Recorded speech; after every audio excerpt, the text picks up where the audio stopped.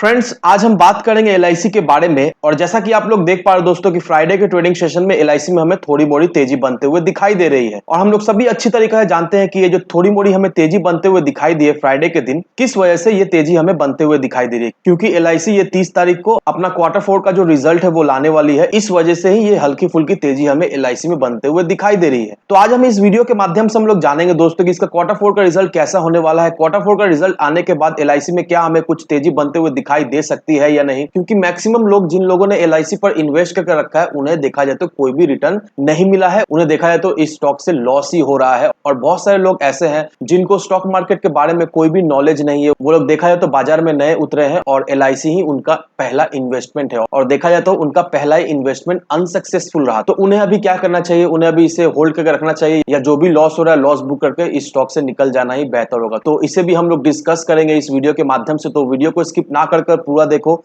ताकि आप चीजों को सही से समझ पाओ और अपनी एक खुद की इन्वेस्टमेंट डिसीजन ले पाओ। लेकिन दोस्तों मेरी आपसे एक ही रिक्वेस्ट रहेगी कि चैनल को सब्सक्राइब और वीडियो को जरूर से लाइक कर देना ताकि आपको इस तरह की अपडेट्स रेगुलर बेसिस पर मिलती रहे। तो चलिए फ्रेंड्स वीडियो को स्टार्ट करते हैं। तो सबसे पहले अगर इसके फ्राइडे के कारोबार पर नजर डालें तो स्टॉक जो है ओपन हुआ 818.55 पर, हाई बनाया इसने 824.65 का, लो बनाया इसने 814.35 का। और आप देख पा रहे हो दोस्तों 823 में इसने क्लोजिंग दिया और साथ से दोस्तों इसमें फ्राइडे के दिन हमें 1.40% की एक हल्की फुल्की तेजी बनते हुए दिखाई दी है। अब यहाँ पर देखो दोस्तों अभी जो करंट एलआईसी का जो मार्केट कैप निकल कर आ रहा है वो है 5,19,662 की। और अगर आपको याद हो दोस्तों जब एलआईसी जब मार्केट में डेब्यू हुआ था तो इसका मार्केट कैप हमें बहुत ही अच्छा खासा दिखाई दे रहा था और अच्छे अच्छे कंपनी जैसे कि हिंदुस्तान यूनिलीवर के मार्केट कैप को भी एलआईसी हमें पछाड़ता हुआ दिखाई दिया है। लेकिन उसके बाद से जैसे ही एलआईसी हमें स्लिप होता हुआ दिखाई दिया, जैसे ही एलआईसी हमें निचले लेवल की तरफ गिरता हुआ दिखाई दिया, इसका मार्केट कैप में हमें काफी ज्यादा कमी होते हुए दिखाई दी। और अभी देख लो दोस्तों इसका मार्केट कैप में हमें एक अच्छी खासी गिरावट होते हुए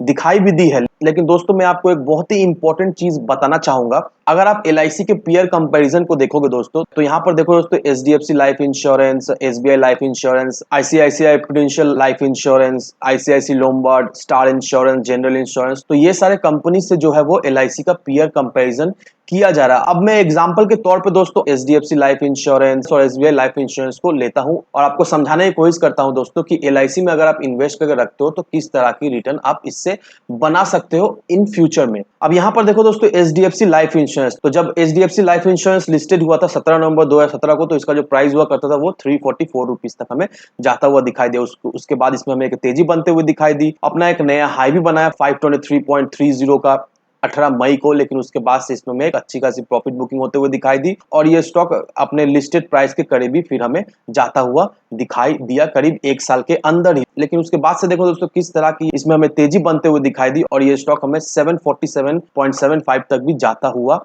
दिखाई दिया है 4 सालों में। और वहीं अगर आप एसबीआई लाइफ इंश्योरेंस को देखोगे दोस्तों तो यहाँ पर भी सेम ही आपको चीज दिखाई दे रहा होगा। जब 2017 को जब एसबीआई लाइफ इंश्योरेंस जब लिस्टेड हुआ था तो उसका जो प्राइस था 696.75 का। उसके बाद देखो दोस्तों ये बिल्कुल ही फ्लैट गया, फिर इसमें हमें एक अच्छी खासी गिरावट भी दिखाई दी एक साल के अंदर ही और ये स्टॉक हमें 511.60 तक भी जाता हुआ दिखाई दे। लेकिन उसके बाद से देखो दोस्तों धीरे धीरे ये स्टॉक हमें 1000 रुपए के करीब भी जाता हुआ दिखाई दिया, फिर इसमें हमें प्रॉफिट बुकिंग होते हुए दिखाई दी, फिर उसी लेवल पर ये स्टॉक हमें जाता हुआ दिखाई दिया 600 के करीब। और उसके बाद देखो दोस्तों फिर से इस स्टॉक में हमें तेजी बनते हुए दिखाई दी और ये स्टॉक हमें 1263 रुपीज तक भी जाता हुआ दिखाई दिया है। तो अब देखो दोस्तों एलआईसी हुआ, एचडीएफसी लाइफ इंश्योरेंस हुआ, एसबीआई लाइफ इंश्योरेंस हुआ, तो ये जो तीनों कंपनी है अपने सेक्टर में टॉप 3 कंपनी है। और देख लो दोस्तों किस तरह से ये दो कंपनी एचडीएफसी लाइफ इंश्योरेंस और एसबीआई लाइफ इंश्योरेंस परफॉर्म करते हुए हमें दिखाई दी है। तो कहने का मतलब यही है दोस्तों कि अगर कोई भी स्टॉक लिस्टेड होता है और उसमें एक भारी भरकम गिरावट होता है तो इसका मतलब ये नहीं है कि वो स्टॉक खराब है,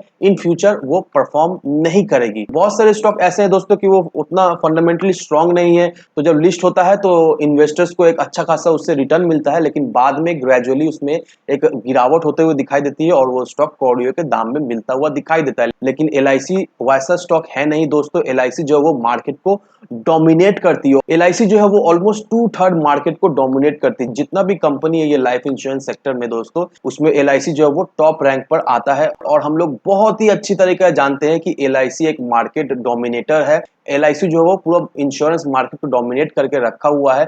नो डाउट अभी LIC में हमें गिरावट होते हुए दिखाई दे रही है। नो डाउट LIC में हमें काफी ज्यादा नेगेटिविटी दिखाई दे रही है, लेकिन इसका मतलब ये नहीं कि ये बिल्कुल ही बेकार स्टॉक है। इसमें अगर हम लोग इन्वेस्ट करके रखें या फिर जिन्होंने इन्वेस्ट करके रखा है उनका कंडीशन पेटीएम के जैसा हो जाएगा। नहीं, ऐसा बिल्कुल ही नहीं दोस्तों। अगर आप पेटीएम और LIC को कंपेयर करते हो तो हेलन हेवन का डिफरेंस है। पेटीएम जो है वो जब लिस्टेड हुआ तो ऑलरेडी जो है वो हाई वैल्यूएशन में लिस्टेड हुआ था और साथ ही साथ दोस्तों पेटीएम का फाइनेंशियल भी कुछ खास नहीं था। पेटीएम देखा है तो लॉस मेकिंग कंपनी था और लॉस मेकिंग कंपनी का तो दोस्तों ऐसा अवस्था होना ही था, उसमें तो अच्छा खासा फॉल हमें दिखाई देना ही था। तो पेटीएम में ये जो भारी भरकम हमें गिरावट दिखाई दी है तो इसे देखकर हमको बिल्कुल ही चौंकना नहीं है, क्योंकि ये होना लाजमी था। ये आज नहीं तो कल होना ही था। लेकिन दोस्तों अगर आपका कंसेप्शन LIC को लेकर सेम है तो आपका कंसेप्शन बिल्कुल ही रॉन्ग है दोस्तों। LIC में ऐसा बिल्कुल ही नहीं होगा। नो डाउट LIC में अभी नेगेटिविटी दिखाई दे रही है, मे बी LIC हमें और भी थोड़ा टूटता हुआ दिखाई दे सकता है, लेकिन इसका मतलब ये नहीं कि जिन लोगों ने इन्वेस्ट करके रखा है या फिर सोच रहे इसमें इन्वेस्ट करने का तो उनका डिसीजन जो है वो रॉन्ग होने वाला है। नहीं, ऐसा बिल्कुल ही नहीं दोस्तों। नो डाउट दोस्तों अगर हम LIC में इन्वेस्ट करके रखते हैं तो आने वाले समय में LIC में हमें बहुत ही अच्छा खासा रिटर्न जरूर से मिलेगा, क्योंकि दोस्तों LIC जो है वो मार्केट में एक अच्छा खासा अमाउंट इन्वेस्ट करके रखता है। LIC जो है ऑलमोस्ट 4% मार्केट में इन्वेस्ट करके रखा है अब तक, और ये जो इन्वेस्टमेंट LIC करता है दोस्तों, इससे LIC को जो है वो अच्छा खासा लाभ भी होता है। ऐसा नहीं है कि LIC को लॉस होता है। और ये जो 30 मई को LIC को Q4 का जो रिजल्ट आने वाला है दोस्तों, नो डाउट LIC का Q4 का रिजल्ट हमें पॉजिटिव ही दिखाई देगा, क्योंकि अगर आप यहाँ पर देखोगे दोस्तों ईयर ऑन ईयर बेसिस में LIC में हमें एक अच्छा खासा ग्रोथ होता हुआ दिखाई दे रहा है। यहाँ पर देखो दोस्तों 2019 का जो रेवेन्यू LIC का हुआ करता था वो 6.44 थाउजेंड करोड़ रुपीस का हमें दिखाई दिया था, लेकिन 2020 में वो बढ़कर 6.98 थाउजेंड करोड़ रुपीस हमें दिखाई दे रहा है। वहीं अगर आप इसके नेट इनकम को देखोगे दोस्तों 2019 में 27.10 बिलियन का हुआ करता था, वहीं 2020 में वो बढ़कर 29.74 बिलियन का हो गया है। तो देखो दोस्तों नेट इनकम में भी ईयर ऑन ईयर बेसिस में हमें 9.73% का एक बढ़ोतरी होते हुए दिखाई दे रही है। और ये भी आपको बताना चाहूंगा दोस्तों कि लास्ट क्वार्टर में भी LIC जो है वो प्रॉफिटेबल ही रही है, और नो डाउट दोस्तों इस क्वार्टर में भी LIC का जो रिजल्ट आने वाला है वो हमें अच्छा खासा पॉजिटिव ही दिखाई देगा। और इस वजह से ये जो थोड़ी मोड़ी हमें तेजी बनते हुए दिखाई दे रही है LIC में, जस्ट क्वार्टर रिजल्ट की वजह से LIC में हमें तेजी बनते हुए दिखाई दे रही है। लेकिन मे भी दोस्तों रिजल्ट आने के बाद इसमें हमें थोड़ी मोड़ी नेगेटिविटी भी दिखाई दे सकती है, लेकिन वो देखकर आपको बिल्कुल ही घबराना है नहीं, क्योंकि मार्केट अभी बहुत ही वीक है दोस्तों। अभी नो डाउट लास्ट फ्राइडे के दिन थोड़ी मोड़ी मार्केट में हमें तेजी बनते हुए दिखाई दी है, लेकिन ये तेजी मुझे ऐसा नहीं लगता है कि सस्टेन करने वाला है।